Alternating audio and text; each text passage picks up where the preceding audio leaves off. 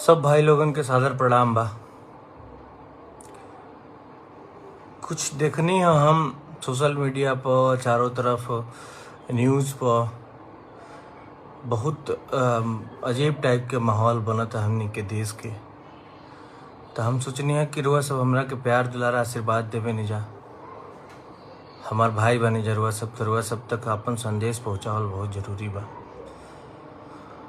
सरकार एगो स्कीम निकलले बा अग्निपथ, जौना के देखत तनी चारों तरफ विरोध होता और लोकतंत्र में विरोध कईल हमनी के आपन अधिकार होला, लेकिन विरोध के एगो तरीका होखे के चाहिए। ई तरीका ठीक नहीं है। जवन ट्रेन में सार्वजनिक संपत्ति के मतलब समझ ली कि हमनी के संपत्ति, हमनी के रउआ पूरा देश के जनता मिलके जौन पैसा सरकार के देवेला, वही पैसा से ट्रेन बस जौन भी सरकारी चलेला, रोड बनेला, जो भी होला सब हमनी के पैसा से होला। तो हमनी के अपना पैसा के काहे आग लगावत नहीं जा? आई जौन भी क्षति हो रहल बा संपत्ति के, ई वसूलल जाई हमनिए से।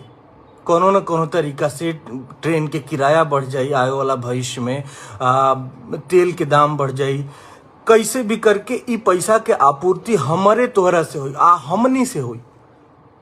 तो आज गुस्सा में आके क्षति पहुंचा के ट्रेन के जला के अकाल हमनिए के ई पैसा भरे के पड़ी। ई ठीक नहीं है।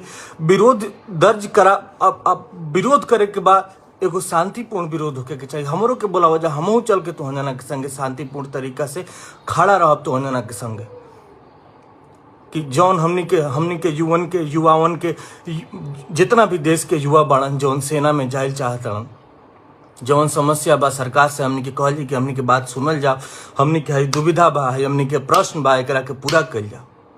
लेकिन ऐसे ई ट्रेन जला के अराजकता फैला के हमनी के जितना भी युवा बन इहे कमजोर हो जाए।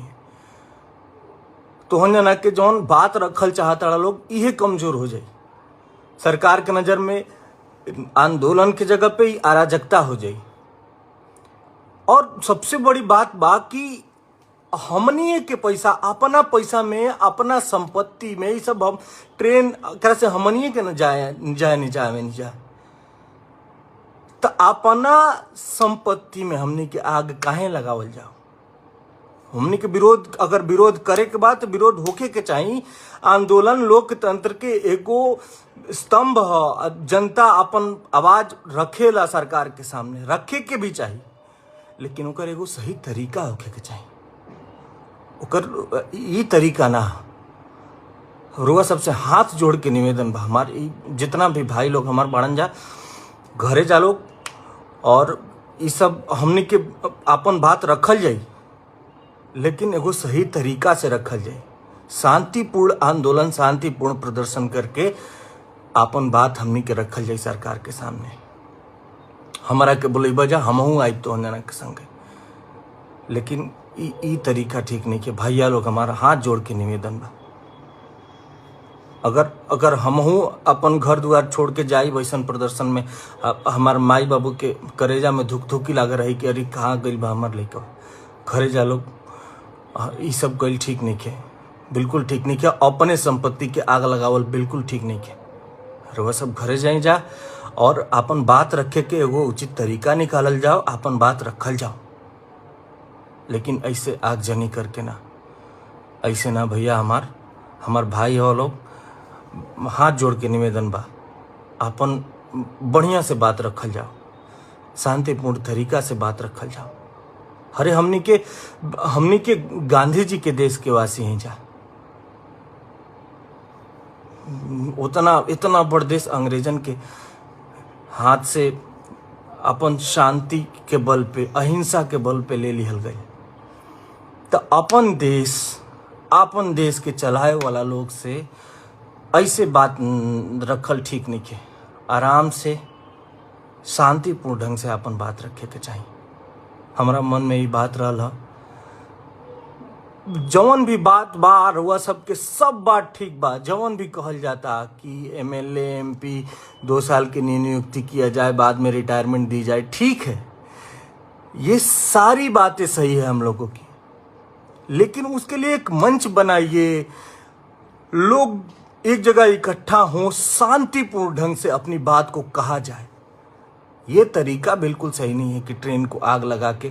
आज अभी हम न्यूज़ देख रहे थे, हजारों यात्री इधर उधर छटपटा रहे हैं, कोई कहीं नहीं कोई किसी के घर वाले इंतजार कर रहे होंगे, वो छटपटा रहा है किसी ट्रेन पे, किसी सुदूर इलाके में वो उतर गया है, अब देख के हौल हलगामा, वो अपने घर कब पहुंचेगा ये कोई ठीक नहीं है।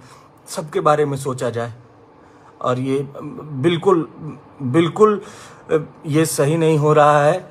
आंदोलन का ये तरीका नहीं है। आंदोलन किया जाए, शांतिपूर्ण ढंग से अपनी बात को रखा जाए, और शांतिपूर्ण ढंग से जरूर सरकार देखेगी, मानेगी बात को, ऐसे नहीं मानेगी, शांतिपूर्ण ढंग से ही मानेगी। और ऐसे अपनी संपत्ति को नुकसान पहुंचा के, अपना पैसा जला के, अपना सब कुछ अपना है, अपने चीज को क्यों जलाएं हम लोग? ये बाद में वसूली हम ही लोगों से होने वाला है, हमसे आपसे। किसी न किसी तरीके से इन सारी चीजों की आपूर्ति हमसे और आपसे ही पैसा लेके किया जाएगा। तो प्लीज आप लोग इसको बंद करें, और जो भी भाई हमें देख रहे हैं वो अपने घर जाएं, अपने माँ बाप के पास जाएं, और शांतिपूर्ण ढंग से अपने बात को हम लोग रखा जाएगा सरकार के सामने। अभी ये तरीका बिल्कुल सही नहीं है, बिल्कुल सही नहीं है। हाथ जोड़ के निवेदन है आप सबसे, जो भी भाई अभी हमको देख रहे हैं वो अपने घर जाएं। अगर वो बाहर हैं, ऐसे प्रोटेस्ट में शामिल हैं, तो वो अपने घर जाएं और शांतिपूर्ण से अपने ढंग को, अपने बात को, इतना सारा प्लेटफॉर्म है, सोशल मीडिया है, सब कुछ है, न्यूज़ है, लेकिन अब किसी भी तरीके से अपनी बात को रखा जा सकता है, लेकिन ये तरीका नहीं है। बस हाथ जोड़िए भैया, आप लोग बात को मानिए और घर जाइए, और शांतिपूर्ण ढंग से अपनी बात को रखा जाएगा। ये सब ट्रेन को जलाना, बोगियां जलाना, लोग बहुत परेशान हैं।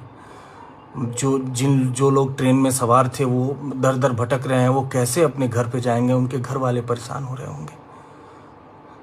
आप समझिए, अगर हम आप रहते हैं उस ट्रेन में, ऐसे भटकते, घर से कई 100 किलोमीटर दूर, हमारे घर वालों पे क्या गुजरती। तो उनके घर वालों के लिए, उन लोगों के लिए सोचिए, और इसको तुरंत बंद कर दिया जाए भैया। प्रणाम भैया, सबको प्रणाम।